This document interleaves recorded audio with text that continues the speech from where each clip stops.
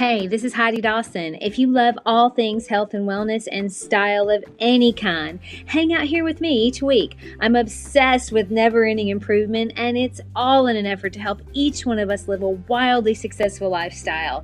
Subscribe today so you don't miss a thing.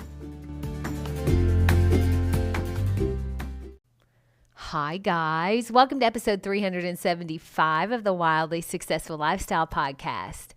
How's it going out there? Are you feeling good about where you're headed? That's the important thing, right? Even if you don't love exactly where you are right now, are you doing the things that will put you on the track to be where you would love to be? It's a really good question to ponder. We aren't always going to love the situation we're in, but if we know we're on the right track, it feels optimistic and hopeful, which allows us to sort of make peace with where we are, at the same time being optimistic about where we're headed. Your feet are not set in concrete. One shift in what you're doing can change the trajectory of your life in a very big way. One little shift in thoughts, or one little shift in habits, one little shift in your attention. I'm constantly reminded that we can do so much more by our thoughts and energy than we can by pure effort and action, because our thoughts direct all of our actions. So where your head's at is where your life is going to go. Never forget that. Now, I've heard from some of you how relatable a lot of my experiences are for you and others, and that doesn't surprise me at all, because like attracts like, so no surprise there. So this episode may be relatable to you, maybe not, but some of you will think it's written for you. But at the very least, you may have someone else in your life that it will be relatable to. So be sure to share it. So I've talked in several episodes about us having two parts of our brain. The intelligent frontal brain, which is basically our rational brain, the human brain, where we use logic and reasoning. And then we have the more primal brain, which is our survival mode brain, where we're emotional and usually unreasonable. And this is what some people call the monkey brain. Now, we're constantly working from one of these areas of our brain.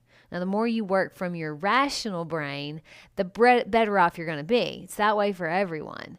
But we go back and forth. All of us do. I read an article recently that said every single person we interact with has the rational brain and they have the monkey brain. So it's really good to know what state of mind they're in when you're dealing with them. And in this article, they said there are 4 different scenarios you have when you're dealing with other people. And I thought they were really good. And so I'm going to give them to you here, and you can kind of see how you can tell where this would apply in your life. So the first scenario is where you're dealing with someone and you're acting rationally, and so is the other person. So you're both working from your rational brain, and that's a pretty good place to be. The second scenario is you're being rational, but the other person is behaving like a chimp. So they're working from their monkey brain and you're working from your rational brain. And then you have the third scenario where you're the chimp and the other person is rational. And the last one, which is number 4, is you're both monkeying around, which is worst case scenario because no one is being rational at that point. Nobody's working from their rational brain. So I think it's really good to notice and to remember that everybody has those 2 parts of their brain and they're not always working from one of them. Now, I bring that up because it is good to remember, not so much for other people, but mostly for ourselves. Now, since I was a little girl, I have felt like a chameleon in a way. I mean, maybe trying to change my colors so that other people feel good. Sometimes I'll downplay how good my life is to make someone else who's down and out feel a little bit better about their life. Or maybe I'm trying to be a good person or do the things that other people think I should in order to be seen as good, even if I don't want to. So that chameleon effect is when we change our attitude in order to better interact with other people. In a way, I kind of grew up adapting myself to situations in order to make people feel good and that make them feel like I was like them. Now, sometimes that's a good thing, but sometimes you can just lose who you are altogether. So I found that I was feeling like if something goes wrong for someone in my life or they're not happy for some reason, it's my job to fix it. Or in some way, it's my fault that they're unhappy for some reason. And even if it has nothing to do with me, I'll even do this with perfect strangers. I'll give you an example. We have new neighbors that rented the home we bought next door. They are the most precious family, and we're so grateful to have them there.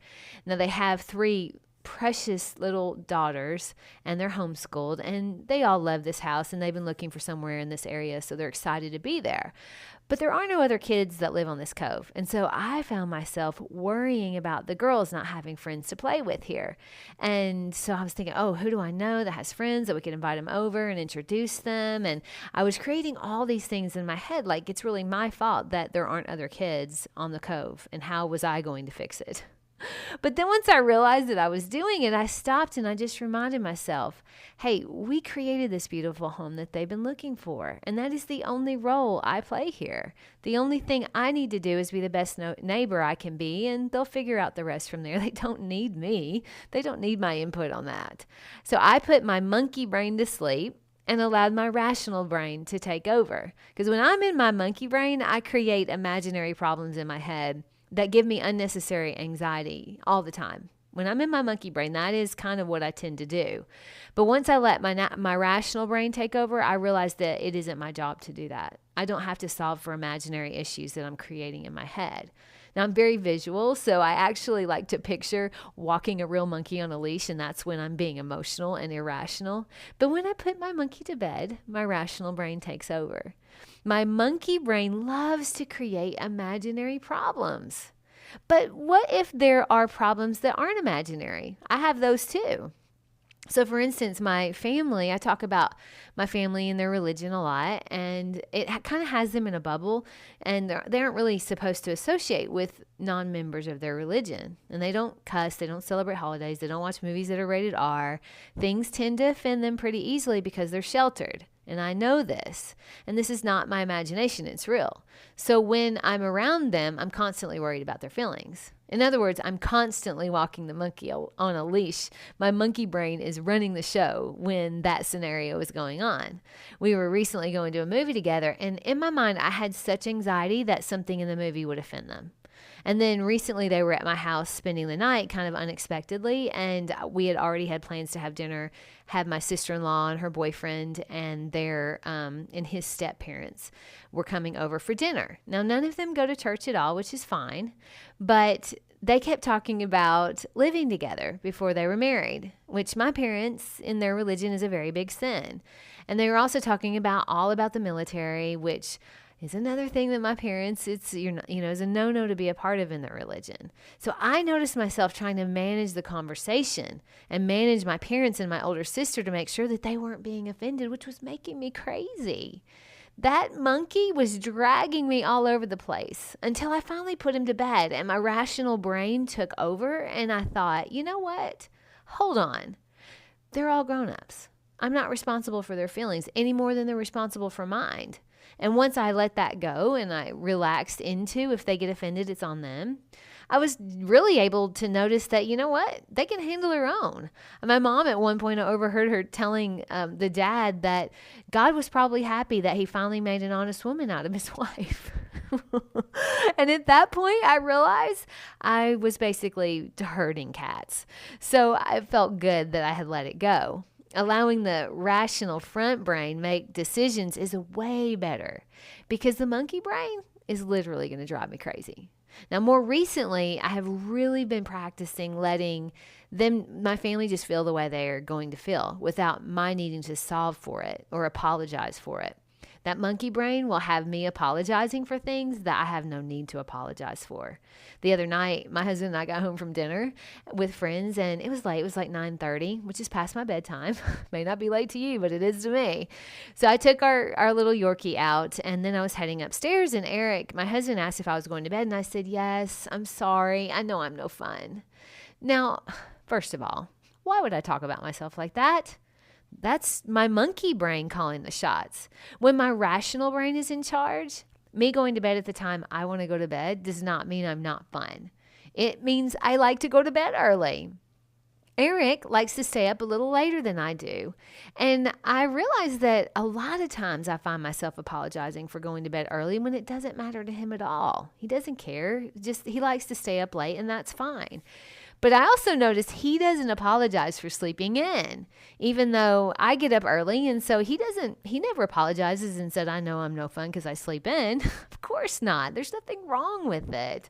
He's very logical. It actually is rare for him to be working from his monkey brain, even though it does happen. But as a side note, if he did have a problem with me going to bed early, that's something he would need to manage, not me.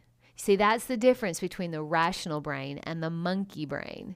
When my monkey brain is in control, I will apologize for things that are in no way my fault. I will try to manage everyone's happiness, and I will blame myself when things go wrong, even if I had nothing to do with it. So how is me going to bed early putting anyone else out? It isn't. It's not. Why do I have to cater to grown adults to make sure they don't get offended? I don't. And why is it my problem that our neighbors don't have other kids in the cove to play with? It simply isn't. This is the difference between living and breathing from your rational brain and living and breathing from your monkey brain. Now, you may do different things when you're living from your monkey brain. You may get mad at the waiter, yell at your kids, or rage at the car in front of you for cutting you off, or maybe you want to eat everything in sight or drink everything that they put in front of you. Living from your monkey brain, most of the time, it may be an automatic knee-jerk reaction, but catching it before it gets out of control, that is our job. That is our work. Making more decisions from our rational brain, that's the work we have. For me, I just say to myself, I use this visual because I am visual. There you go, walking the monkey again. It's kind of a little hack to get me thinking from my rational brain. I wasn't put on this earth to manage the chaos and happiness of other people, and neither were you. I wasn't put on this earth to manage other people at all. But that's what happens when I let my monkey brain make decisions. When I take my monkey out for a walk, that is what happens. My challenge to you today is to ask yourself, what happens when you take your monkey for a walk? Or better said, what happens when you're making decisions from your monkey brain? How do you act? How do you react? And how do you wake up so that you transition from making more decisions from your rational brain instead of your monkey brain? When you feel yourself losing control or you're making decisions that are emotional and irrational, how do you wake yourself up? Well, I can tell you this, you can borrow my visual. I actually will say to myself, and I picture it in my head, there you go, walking your monkey again. Share this with 3 people who have a brain. I love you guys. I'll talk to you in a few days. Don't forget to subscribe and share with your friends because we're just going to keep going bigger and better places together, and I love that about us. Talk to you in a few days.